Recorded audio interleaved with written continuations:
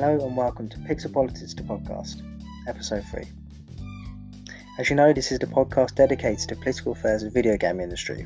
This episode will be a special episode and will cover the recent PS5 news, including its release date, its pricings and other various news topics. Now on to the first segment, your weekly or now daily roundup of the political affairs of the video game industry. And the first topic will be the PS5 release date and pricing reveal. So yesterday, around 9 PM British Summer Time, the PS5 was revealed in terms of its price and its release date. So the non-digital version will come in at around $499, about £450, while the cheaper version, the digital version, come in around $400 and around £350. Now this price wasn't particularly surprising. It was predicted that it would be, because it allows them to successfully undercut with the digital version the cost of the Xbox Series X, while being way above in terms of hardware capability of the Xbox Series S. Now this is the ideal pricing for PlayStation, and they really did get it right, and they have to be commended for that. They also showed off a load of different games, including the Miles Morales, which really did look next-gen, which caught me off guard. I didn't expect that to look as next-gen as it did, all the ray tracing and stuff. Really caught me off guard, and looks great. They also revealed, obviously, the new God of War and the little teaser trailer, God of War Ragnarok. Hearing Kratos' voice was pretty scary but great at the same time. Looking forward to that a lot. And they also had a number of other games from different first parties and publishers. Overall, PS5 has an incredibly strong showing and lineup. So release date of the console is next month, and the pre-orders went up the day after the actual reveal. So today and today when this podcast was recorded, and a couple of moments after the actual showcase. And that, to be honest, that was a bit of a mess. A lot of people didn't get their pre-orders in. PlayStation promised that it wouldn't be all of a sudden, but it was. So they definitely need to work on that, which was surprising. I don't remember that being the same for the PlayStation 4. I understand coronavirus, but that's not very fair, especially for long-time games for PlayStation. Now, in terms of how the PS5 stacks up to the Xbox Series X and Xbox Series S and Xbox's next generation of consoles, it stacks up pretty well. Like I said in the previous episodes, the PlayStation offers this sort of elite first-party lineup for the PlayStation, and this will be particularly appealing for people who really want that sort of elite experience. But I do not think it offers the value for money that Xbox does. See, the thing is, the Xbox offers these subscription plans whereby you can pay £28 a month for the Xbox Series X plus 2 years worth of Game Pass. For the Series S, it's £20 a month. Well, £21 a month for the Game Pass for 2 years as well, with the console included. This is an excellent deal, as you had over 100 games already preloaded on the system to play. With the PlayStation 5, I feel like it is very overpriced. Like, the hardware itself on its own is incredibly expensive. You've got games coming in at around, or the software, sorry, it's expensive. Games coming in at around $80, so like £75.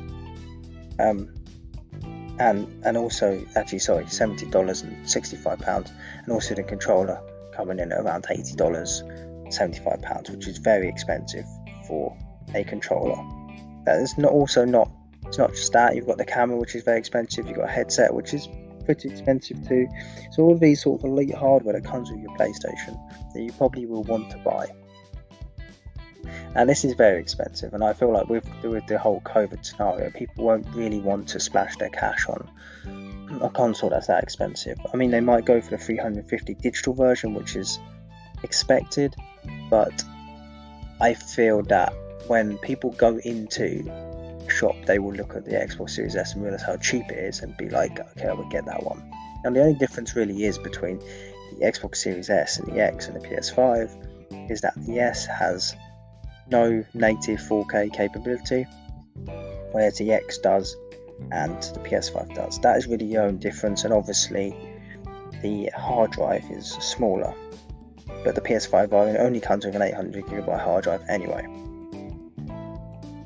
So I feel that despite PS5 offering a good selection of games, it's going to be far too expensive overall, and with the addition of the plan to Xbox, the All Access plan, which includes the Games Pass and the console itself for that price a month, it offers an unrivaled deal.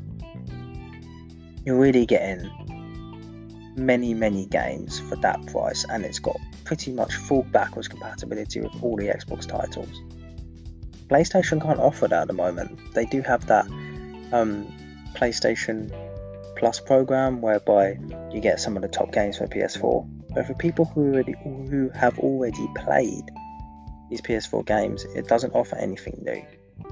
Fair enough, it will get people into their ecosystem, people who are previously Xbox gamers, into the ecosystem of PlayStation, because they'd be like, okay, I want to play God of War, I want to play The Last of Us, and this is the perfect ecosystem for me. But for PS4 owners like myself included, which would have been difficult for me to move away from the PS4, I feel like I'll get an Xbox because it offers better value for money at the moment per consumer. And that, like I said, all comes down to the Xbox Games Pass. For example, Halo, you get first party titles for free day one. And you do not have to pay online separately, all comes included. Whereas with the PlayStation, you have to pay online separately, and you have to pay £60-70 for a Spider-Man game. And yes, Spider-Man will attract a lot of people because it's a very popular superhero, but I do not think it will shift the numbers. I think what will shift the numbers is the premium look of the PS5, as well as that £350 price point for the digital, which seems to be a killer price for that much hardware. But I think that's just for the hardcore gamers. For the casual gamers, I feel like the Xbox, or even just normal people who play games but not that often, the Xbox Series S will be the one that really does outdo and sell the most out of all the consoles. But we have to wait and see. The console war is really taken off now. People say it's not a console war, but it is. Both companies, Sony and Xbox, want to make profits, and they want to really drive revenue, and they want to get people in their ecosystem early so that they can develop their player base, and really when they release games, they're going to get more profit margins on these games. And it's all a game. It's people say it's not a console, but it is. Like I said, it's about trying to get the most profit. You want to win this generation. No company goes in generation not wanting to win. Understand they might be playing two different games, but the games have the same objective, and that's to win. Because you might be competing in two lanes, but at the end of the day, two different lanes, but at the end of the day, you're going in the same direction to the same end goal. On a flat road, of course. No turns or nothing. Yeah, so it was an interesting PlayStation 5 conference. The pricing was expected, the release dates were expected. I don't think the pre-orders were expected, but that's beside the point. And the games look great. PlayStation should be proud of itself. Also, another point is the PS4 is likely to have 4 to 5 years left in it, with PlayStation supporting it. So there isn't really a need to get PS5, I don't feel. I feel like there's a need to get the Xbox because it's so cheap on these plans that you can really get the most value for your money with the next generation, and it's not going to break your bank. But the PlayStation, it's very expensive. It might do, and it's not going to be worth it in the long run because your PS4 is going to have these games already available to them. So, an interesting conference. Xbox really has competition now, and obviously PlayStation has competition, and we will see who comes out on top. I do feel like Digital Edition is going to come out on top, perhaps, but we have to see. There's not too many in the world, I don't think, at the moment. A lot of pre-orders of them have been sold out, with the hard drive one or hard drive version still not readily available. It's sold out, but it's more readily available than the digital version. Because at the end of the day, people want to just use digital only. And if it's cheaper, that's the way they'll go. On other news, talking about hardware, you've got Nintendo. So Nintendo recently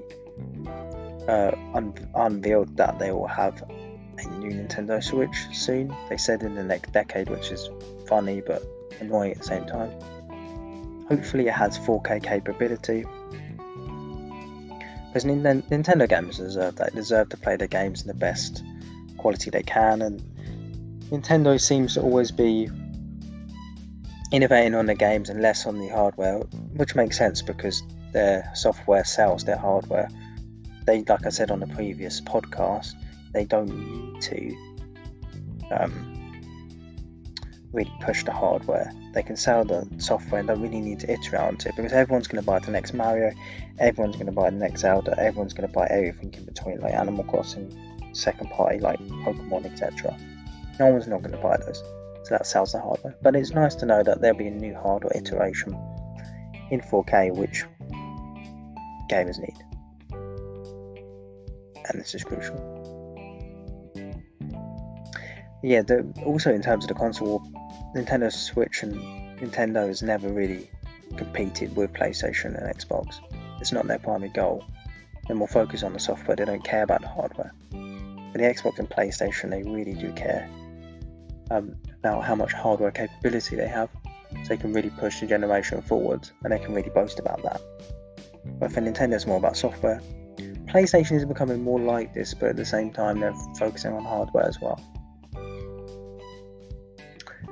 Which is interesting to see the dynamics between all different consoles,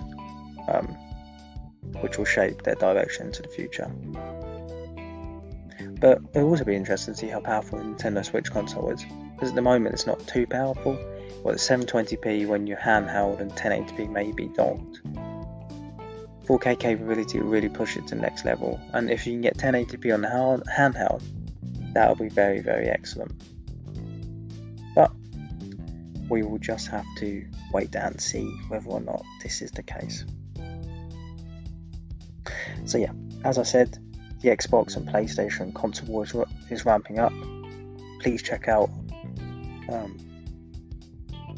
the blogs on pixelpolitics.co.uk. All three now, so you've got Politics of a Console War Part 1, Politics of a Console War Part 2, and Politics of a Console War Part 3. And Part 3 covers how Xbox is really, at the moment, I feel, taking it to PlayStation in terms of winning at lower pricing, attracting the games, and being generally pro-consumer. Then this action by them is pro-consumer. It's going to benefit everyone in the long run. It's also worth just thinking about the politics and the power dynamics between all the major companies and how they want to gain as much market share as possible. And as mentioned, this is the key point of developing these consoles. They're not necessarily competing with PC, they're competing with each other, and I think that not calling it a console war is a mistake, because it is a console war.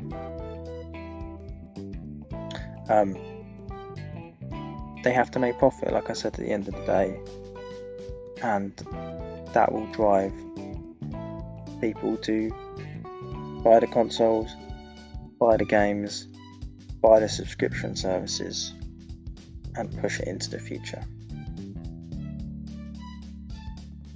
It is also interesting to see, like I said, about the PlayStation 4 and about the supporting of it from PlayStation in terms of the new Horizon games going to be on the PS4 as well as a number of other games in the release. And that's a surprising one, because 4 to 5 years into the PS5's release is a long time, considering the console's life cycle is about 7 years. That's a very, very long time. And makes me wonder whether or not the PS5 is going to be around for a bit longer. I don't think it will be, but will there be a PS5 Pro? Possibly. Because they can't be making money out of any of these consoles. They must be losing money, especially the digital version, with the amount of capability it has. So it's an interesting one. I hope Xbox won't do the same. I hope it will end the generation of the Xbox X and the Xbox One S, Xbox One X, Xbox One S sooner. Really get these next gen parties forward. And obviously their first party games, which is looking a bit lackluster at the moment, but hopefully it will pick up into the future, because as these games get more developed and their first parties get more interlinked with each other and with the Xbox ecosystem, they'll produce great games and they will be on the Xbox platform straight away. And it's just a waiting game for Xbox players, I feel, at the moment. There are, I can imagine, great first party titles coming. I think that Skyrim lookalike is one of them, which looked amazing. And it's just about building that ecosystem and competing with PlayStation. It's not there yet, and it can't compete, but it will. So, also, the new Harry Potter game looked good. That's something that caught everyone off guard. I don't think anyone thought it would be unveiled there, but it did. And that looked really good, set in the 1800s. It's about time that a Harry Potter game was released. And it looks pretty fun. Like it looks like a game that most people wanted from the series. Based on Hogwarts, far before the movies. So it adds an interesting take. I think actually my favourite game I'm looking forward to next generation is the Lego Star Wars games, because that new Lego Star Wars looks amazing. The open worldness of it, you can go anywhere you want with whatever character you want, and it's just accumulation of all the games. I might not like the last movies, but the game looks really, really good. So yeah, I think that's about it in terms of this podcast. Please let me know if there's any other blogs that you want me to write, or any other features that you want me to put in the podcast. They all keep on coming, but any ideas would be really, really, really useful. Make sure you get your pre-orders in for the new consoles. It seems like they're going in fast. The Xbox is on the 22nd of September. PlayStation, I'm not sure when there'll be new pre-orders for it. I really don't know. And yeah, so thank you so much for listening to this podcast. As mentioned previously, check out pixelpolitics.co.uk for all the blogs. Check out this podcast on YouTube, as well as on Anchor for all your podcast services. This includes the Spotify service, hopefully Apple soon, I'm not sure, and maybe Amazon Podcasts as well, because it seems like they've just released a podcast platform which will benefit all of us. Also, please follow on Facebook, that's a new site there, and please follow on Instagram and Twitter for more content, where all of these blogs and podcasts will be posted. Thank you again all for listening. Take care, thank you, and goodbye.